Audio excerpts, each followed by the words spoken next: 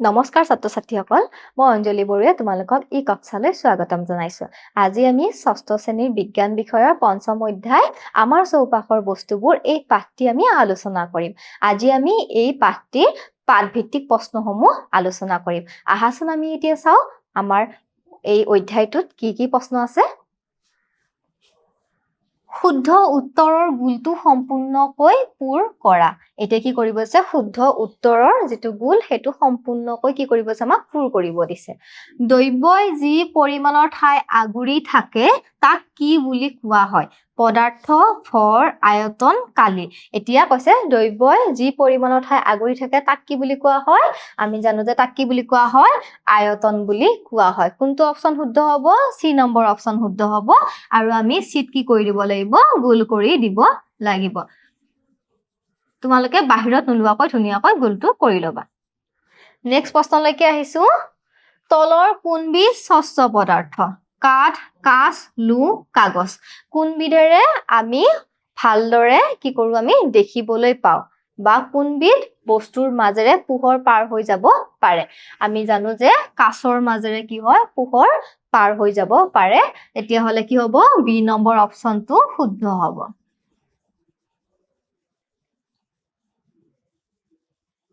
Next প্ৰশ্নলৈকে আহিছো। এতিয়া তলৰ কোনবিধ অৰ্ধস্বচ্ছ বুলি কৈছে? কাঁচৰ গিলাচ, দাপোন, তেলহনা কাগজ, ষ্টীলৰ গিলাচ। এতিয়া অৰ্ধস্বচ্ছ মানে হৈছে যাৰ মাজেৰে দেখা পায় কিন্তু স্পষ্টকৈ দেখা নাপায়। এতিয়া কোনটো হ'ব? তেলহনা কাগজটো শুদ্ধ হ'ব। সি নম্বৰ অপচন শুদ্ধ হ'ব। ইয়াতে তোমালোকে গোল কৰি দিবা।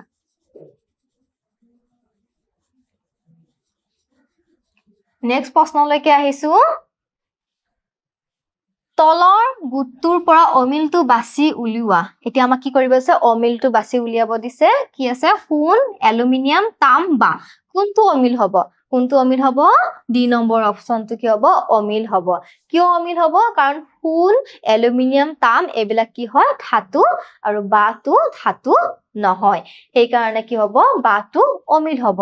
আমি ক'ত গোল কৰিব লাগিব? ডি নম্বৰ অপচনত আমি গোলটো সম্পূৰ্ণকৈ কৰিব লাগিব।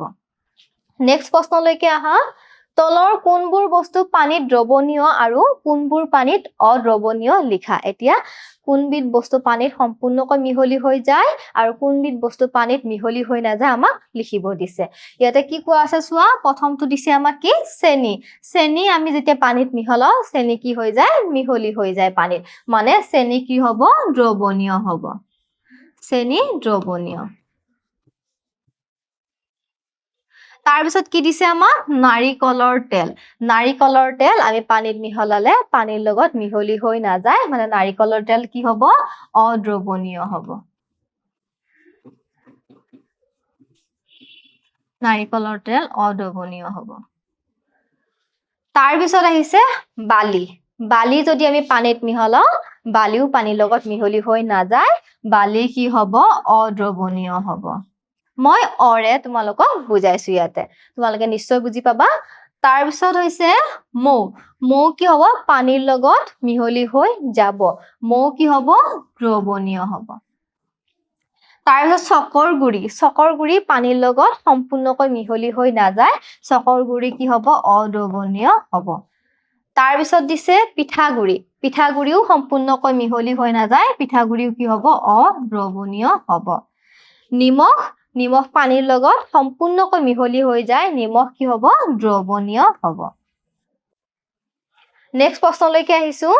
পদাৰ্থ কি? উদাহৰণ সহ ব্যাখ্যা কৰা। এতিয়া কি কৈছে? পদাৰ্থ কাক বোলে আমাক উদাহৰণৰ জৰিয়তে বুজাব দিছে। চোৱা আমাক কি কৈছে? যিয়ে ঠাই আগুৰে আৰু যাৰ ভৰ আছে সেয়াই হ'ল পদাৰ্থ। এতিয়া কি কৈছে? যি বস্তুৱে ঠাই আগুৰে বা যাৰ ভৰ আছে তাকে কি বুলি কোৱা হয়? পদাৰ্থ বুলি কোৱা হয়। বা যাৰ ভৰ আৰু আয়তন আছে সেয়াই কি হয়? পদাৰ্থ। এতিয়া উদাহৰণ স্বৰূপে কি কৈছে? পানী, বালি আদি কি হয়? পদাৰ্থ। কাৰণ পানী আৰু বালিয়ে কি কৰে? যাৰ ভৰ আছে আৰু কি কৰে সিহঁতে নিৰ্দিষ্ট ঠাই অধিকাৰ কৰিও থাকে। সেইকাৰণে পানী আৰু বালিক কি বুলি কোৱা হয়? পদাৰ্থ বুলি কোৱা হয়। নেক্সট প্ৰশ্নলৈকে আহা কি দুটা ধৰ্মৰ সহায়ত আমি ক'ব পাৰো যে শিল এবিধ পদাৰ্থ এতিয়া শিল যে এবিধ পদাৰ্থ আমি কি ধৰ্মৰ ওপৰত ভিত্তি কৰি ক'ব পাৰো এতিয়া চোৱা আমাক কি কৈছে শিলৰ কি আছে ভৰ আৰু আয়তনৰ ধৰ্মৰ সহায়ত আমি ক'ব পাৰো যে শিল এবিধ পদাৰ্থ শিলৰ কি আছে এটা নিৰ্দিষ্ট ভৰ আছে আৰু শিলে কি কৰে নিৰ্দিষ্ট ঠাই দখল কৰে বা শিলৰ কি আছে আয়তন আছে এই দুইটা ধৰ্মৰ ভিত্তিত আমি শিলক কি বুলি ক'ব পাৰো পদাৰ্থ বুলি আমি ক'ব পাৰো নেক্সট প্ৰশ্নলৈকে আহা চাৰিবিধ দ্ৰব্যৰ নাম লিখা যাৰ সহায়ত গিলাচ তৈয়াৰ কৰিব পাৰি এতিয়া কৈছে আমি গিলাচ প্ৰস্তুত কৰা চাৰিবিধ দ্ৰব্যৰ নাম লিখা কিহৰ জৰিয়তে কৰিব পাৰো চোৱা গিলাচ তৈয়াৰ কৰিব পৰা চাৰিবিধ দ্ৰব্যৰ নাম হ'ল কাঁচ তীখা পিতল আৰু প্লাষ্টিক এতিয়া কিহৰ জৰিয়তে কৰিব পাৰো বুলি কৈছে কাঁচ তীখা পিতল আৰু প্লাষ্টিকৰ জৰিয়তে আমি গিলাচ প্ৰস্তুত কৰিব পাৰো নেক্সট প্ৰশ্নলৈকে আহিছো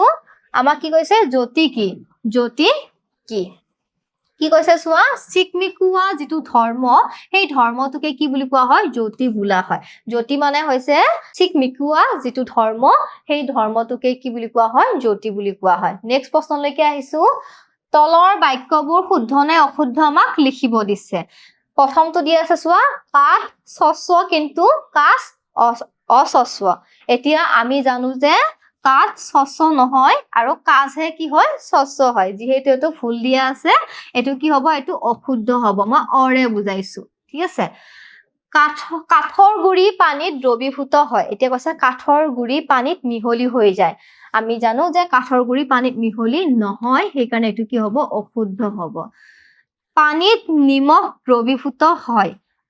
নিমখ দ্ৰৱীভূত হয় এইটো কি হ'ব শুদ্ধ হ'ব পানীত যদি আমি নিমখ মিহলাও ধুনীয়াকৈ দ্ৰৱীভূত হৈ যায় কাঠৰ টুকুৰা পানীত উপঙে এতিয়া কি কৈছে কাঠৰ টুকুৰাবিলাক পানীত উপঙে এইটো কি হ'ব শুদ্ধ হ'ব নাৰিকলৰ তেল পানীত দ্ৰৱীভূত হয় আমি জানো যে তেল পানীৰ লগত কেতিয়াও দ্ৰৱীভূত নহয় এইটো কি হ'ব অশুদ্ধ হ'ব তাৰ পিছত দিছে গ্লিচাৰিন পানীত দ্ৰৱীভূত হয় আমি জানো যে গ্লিচাৰিন পানীত দ্ৰৱীভূত হয় এইটো কি হ'ব শুদ্ধ হ'ব তাম আৰু লু জ্যোতিমান দ্ৰব্য এতিয়া কৈছে আমাৰ তাম আৰু লু কি হয় মানে তাম আৰু লু সদায় চিকমিকাই থাকে এতিয়া জ্যোতিমান দ্ৰব্য বুলি কৈছে এইটো কি হ'ব শুদ্ধ হ'ব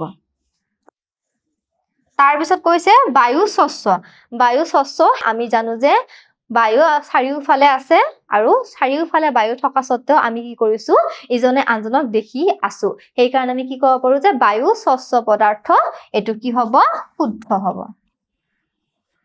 নেক্সট প্ৰশ্নলৈকে আহিছো তলত দিয়া বস্তুবোৰৰ লগত দ্ৰব্যবোৰ মিলোৱা যিবোৰৰ পৰা বস্তুটো তৈয়াৰ কৰা হয় এতিয়া আমাক মিলাব দিছে টোকা বহী কিহেৰে প্ৰস্তুত কৰা হয় বাৰু টোকা বহী আমি কাগজৰ দ্বাৰা প্ৰস্তুত কৰা হয় গজাল কিহৰ হয় গজাল মিলিব লুৰ লগত চকী কি হ'ব কাঠ গিলাচ কি হ'ব গিলাচ হ'ব কাৰ লগত গিলাচ হ'ব কাঁচ আৰু ফুটা কাৰ লগত মিলিব কপাহৰ লগত মিলিব তোমালোকে এনেকে ধুনীয়াকৈ মিলাই ল'বা নেক্সট প্ৰশ্নলৈকে আহিছো প্লাষ্টিকেৰে তৈয়াৰী 5বিধ বস্তুৰ নাম আমাক লিখিব দিছে এতিয়া প্লাষ্টিকেৰে তৈয়াৰী 5বিধ বস্তুৰ নাম হ'ল বটল গিলাচ টেবুল পুতলা থাল এইবিলাক কিহেৰে নিৰ্মাণ কৰা হয় প্লাষ্টিকেৰে নিৰ্মাণ কৰিব পাৰি নেক্সট প্ৰশ্নলৈকে আহিছো খালী ঠাই পূৰ কৰিব দিছে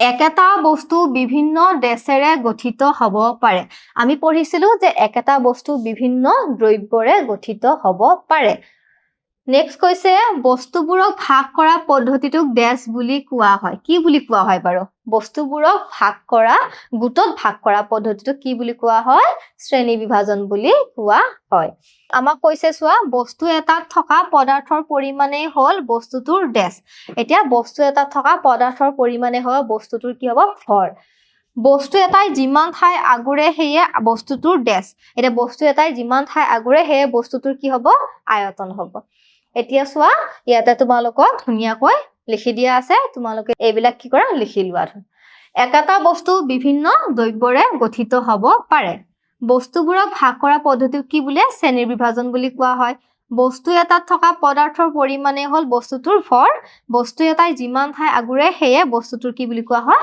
আয়তন বুলি কোৱা হয় তোমালোকে চাই লোৱা তাৰ পিছত আহা বস্তু বা দ্ৰব্যৰ ধৰ্মৰ ভিত্তি কৰি মিলোৱা আৰু মনত ৰাখিবা কিছুমান বস্তু বা পদাৰ্থৰ একাধিক ধৰ্ম থাকিব পাৰে এতিয়া আমাক কি কৈছে ইফালে কিছুমান পদাৰ্থ দিয়া আছে আৰু ইফালে ধৰ্ম দিয়া আছে আমাক কি কৰিব দিছে এই চাৰ্টখন আমাক মিলাব দিছে তীখাৰে নিৰ্মিত কাঁহী কোনটো লগত মিলিব তীখাৰে নিৰ্মিত কাঁহী সদায় কি হয় জ্যোতিমান হয় কাঁচৰ বটল কি হ'ব কাৰ লগত মিলিব স্বচ্ছ কাঠৰ টুকুৰা কি হয় অস্বচ্ছ নিমখ কি হ'ব পানীত দ্ৰৱণীয় হ'ব এনেকৈ তোমালোকে মিলাবা নেক্সট প্ৰশ্নলৈকে আহিছো যে তোমাক যদি এখন মজবুত পাতল আৰু দীৰ্ঘস্থায়ী বেঞ্চ তৈয়াৰ কৰিবলৈ কোৱা হয় তেন্তে তুমি কোনবিধ দ্ৰব্য নিৰ্বাচন কৰিবা আৰু দ্ৰব্যৰ কোনবোৰ ধৰ্ম অগ্ৰাধিকাৰ দিবা এতিয়া তোমাৰ এখন কি কৰিব আছে মজবুত পাতল আৰু দীৰ্ঘস্থায়ী এখন বেঞ্চ যদি প্ৰস্তুত কৰিব দিয়া হয় তুমি কোনবিলাক দ্ৰব্যৰ জৰিয়তে সেই বেঞ্চখন তৈয়াৰ কৰিবা সুধিছে আৰু কিয় কৰিবা এখন মজবুত পাতল আৰু দীৰ্ঘস্থায়ী বেঞ্চ তৈয়াৰ কৰাৰ বাবে কিছুমান ধাতু ল'ব পৰা যায় যেনে কি লো বা ষ্টিল এইবিলাক ধাতু ল'ব পৰা যায় আৰু লগতে কি ল'ব পৰা যায় কাঠৰ জৰিয়তে আমি নিৰ্মাণ কৰিব পাৰো বুলি কৈছে কিয় পাৰো চোৱা যিবোৰ ধৰ্ম অগ্ৰাধিকাৰ দিম সেইবোৰ হৈছে কি হয় দীঘলীয়া সময় ধৰি স্থায়ী থাকিব পৰা ক্ষমতা থাকে এতিয়া কি কৰিব পাৰে সেই সামগ্ৰীবিলাকৰ জৰিয়তে যদি আমি বেঞ্চখন তৈয়াৰ কৰো বা সেই দ্ৰব্যবিলাকৰ জৰিয়তে যদি আমি বেঞ্চখন তৈয়াৰ কৰো বেঞ্চখন কি হ'ব দীঘলীয়া সময় ধৰি স্থায়ী থাকিব বুলি কৈছে ইহঁতে দীৰ্ঘস্থায়ী হ'ব ভাৰ সহ্য কৰিব পৰা ক্ষমতা থাকিব সিহঁতে কি কৰিব পাৰো ভাৰ সহ্য কৰিব পাৰিব বুলি কৈছে কি কৰিব পাৰিব ভাৰ সহ্য কৰিব পাৰিব বেয়া বতৰ আৰু দূষিত পানীৰ পৰা ৰক্ষা পাব পৰা ক্ষমতা ইহঁতৰ থাকে বুলি আমাক কৈছে বেয়া বতৰতো ইহঁত ভালে থাকিব বা দূষিত পানীৰ পৰা ইহঁত কি হ'ব ভালে থাকিব বুলি কৈছে আৰু আৰ্দ্ৰতা প্ৰতিৰোধক ক্ষমতা ইহঁতৰ থাকে বুলি আমাক কৈছে নেক্সট প্ৰশ্নলৈকে আহিছো কিছুমান দ্ৰব্য গোটাই লোৱা যেনে বালি নিমখ নেমু ৰস ইত্যাদি এই তিনিবিধ বস্তু আমাক গোটাই ল'ব দিছে এতিয়া এটা গিলাসত পানী লৈ এটা এটাকৈ কি কৰিব দিছে মিলাই চাব দিছে কোনবোৰ বস্তু পানীত মিহলি হয় এখন তালিকা বনাই আমাক লিপিবদ্ধ কৰিব দিছে চোৱা ইয়াতে তালিকাৰ জৰিয়তে আমি বুজাইছো যে দ্ৰব্যবিলাকৰ নাম লিখিছো যি তিনিটা দিয়া আছে আৰু পানীত মিহলি হয় নে নহয় আমি লিখিছো ইয়াতে বালি কি হয় বালি পানীত যদি আমি মিলাও বালি কি নহয় পানীৰ লগত মিহলি নহয় নিমখ কি হ'ব পানীৰ লগত মিহলি হয় আৰু নেমু ৰস কি হয় পানীৰ লগত মিহলি হয় তোমালোকে এনেকৈ চাৰ্ট বনাই লিখিবা নেক্সট প্ৰশ্নলৈকে আহিছো আমি ওপৰৰ ছবি দুটা তলৰ তুলাচনীৰ সঠিক স্থানত অংকন কৰা এতিয়া কি কৈছে ইয়াতে দুটা চিত্ৰ দিয়া আছে আৰু সেই চিত্ৰ দুটা তোমাক তলত থকা তুলাচনীখনত কি কৰিব দিছে অংকন কৰিব দিছে ইয়াতে কি দিয়া আছে চোৱা 2 কিলোগ্ৰামৰ এটা দগা দিছে আমাক আৰু এটা কি দিছে 1 কিলোগ্ৰামৰ আমাক কি দিছে কপা দিছে এতিয়া কোনটো ক'ত বহিব তোমালোকে দেখিছা যে তল এখন তুলাচনী দিয়া আছে কোনটো ক'ত বহিব বাৰু কোনটো ক'ত বহিব যিটো তুলাচনীৰ যিটো মূৰ তললৈকে আছে তললৈকে দাব খাই আছে সেইটোত কি হ'ব কোনটো বহিব 2 কিলোগ্ৰামৰ দগাটো বহিব আৰু 1 কিলোগ্ৰামৰ কপা ক'ত বহিব এইটো দিশত বহিব কপা ক'ত বহিব কপা আহি ইয়াতে বহিব আৰু 2 কিলোগ্ৰামৰ দগাটো আহি ইয়াতে বহিব যেহেতু 2 কিলোগ্ৰামটো 1 কিলোগ্ৰামতকৈ বেছি সেই কাৰণে এইটো কি হ'ব এইটো তললৈকে নামিব আৰু এইটো ওপৰলৈকে উঠি যাব নিশ্চয় আজি তোমালোকক মই যেখিনি প্ৰশ্ন উত্তৰ কৰি দিলো তোমালোকে বুজিবলৈ সক্ষম হৈছা তোমালোকে ঘৰত এইবিলাক ভালদৰে কৰি চাবা তেতিয়াহে ভালদৰে বুজি পাবা আজিলৈ আহিছো ধন্যবাদ